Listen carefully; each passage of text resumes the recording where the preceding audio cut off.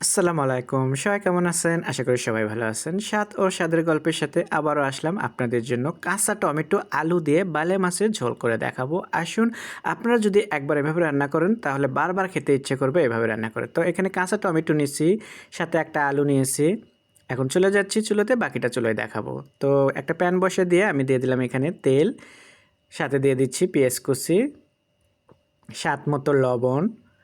লবণটাকে দিয়ে এখন আমি সুন্দর করে পেস্টটাকে একটু ব্রাউন কালার করে নেব।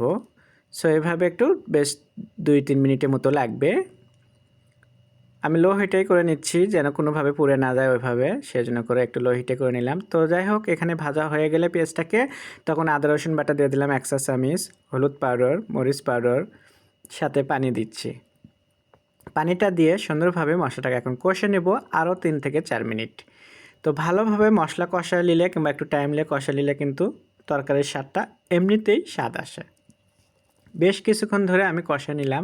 তো কালারটাকে দেখতে পাচ্ছেন আপনারা, একদমই সুন্দর একটা কালার এসে গেছে। তো তেলের উপরে উঠে গেছে কথা বলতে বলতে। এই সময় আমি এখানে দিয়ে দেব যে মাছটাকে, বালে মাছ আজকে রান্না করব সেটা। তো বালে মাছটা আমি আগে থেকে লেবু, লবণ, হলুদ দিয়ে ভালোভাবে ধুয়ে রাখছিলাম। তো আজকে বালে মাছে কিন্তু ডিম ছিল, তো এই জন্য করে আমি ডিম সহ রান্না করতেছি, পেটে ডিম আছে। তো এখানে বালে মাছটাকে দিয়ে আমি আরও বেশ কিছুক্ষণ ধরে একটু উল্টে পাল্টে সুন্দর করে মশলার সাথে কষায় নেব এখানে।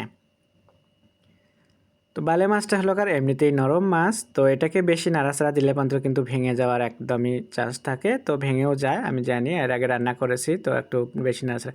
তো এখানে আমি একটু পানি দিয়ে দিচ্ছি, বেশি দেব না, বাট এই পানিটা দিয়ে বালে মাছটাকে আমি আবারও সুন্দরভাবে কষাবো এটাকে।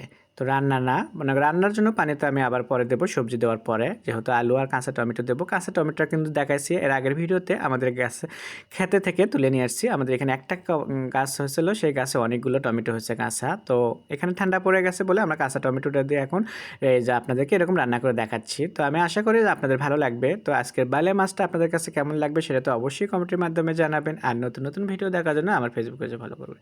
মাছটাকে ভালোভাবে কষে নেওয়ার পরে আমি এখন দিয়ে দিচ্ছি কাঁচা টমেটো আর আলুটা। আলুটাও একটু পাতলা করে কেটে নিয়েছি যেন আমার তাড়াতাড়ি সিদ্ধ হয়ে যায়, এর জন্য করে। তো আলু দেওয়ার পরে আমি এখন বেশ কিছুক্ষণ ধরে এটাকে করবো, তারপরে এখন পানি দিয়ে দিচ্ছি। তো পানিটা দিলাম, দেখতেই পাচ্ছ ঝোল হবে যেহেতু, এই জন্য একটু পানিটা বেশি দিলাম। দিয়ে আলতো হাতে এটাকে নাড়াচাড়া দিতে হবে যেন কোনোভাবে বালে মাছ, আবারও বললাম যে বালে মাছটা কিন্তু তাড়াতাড়ি ভেঙে যেতে পারে, সেই জন্য করে ওইভাবে নাড়াতে একটু বুঝে সুঝে নাড়া দিতে হবে। তো যেহেতু রেগুলার রান্না করি তাই সেই ক্ষেত্রে একটু কম বেশি একটু বুঝে নিচ্ছি, আমি বুঝি। তো ঢাকনা দিয়ে আমি আরও বেশ কিছুক্ষণ ধরে এটাকে রান্না করে নিলাম। আর মাঝপথে যায় আমি একটু ঢাকনাটা তুলে আলতো হাতে আবারও নাড়াচাড়া দিয়ে দিচ্ছি। তো আপনাদের কাছে বিশেষ করে আমি বলবো যে আজকের আমার এই যে কাঁচা টমেটো আমাদের ক্ষেতের আলু দিয়ে বালে মাছটা রান্না আপনাদের কাছে কেমন লাগলো অবশ্যই জানাবেন। আর নতুন নতুন ভিডিও দেখার জন্য আমার ইউটিউব চ্যানেলটাকে সাবস্ক্রাইব করে রাখবেন, ফেসবুক পেজে ফলো দেবেন। আর এই ভিডিওটা কেমন লাগলো অবশ্যই জানাবেন।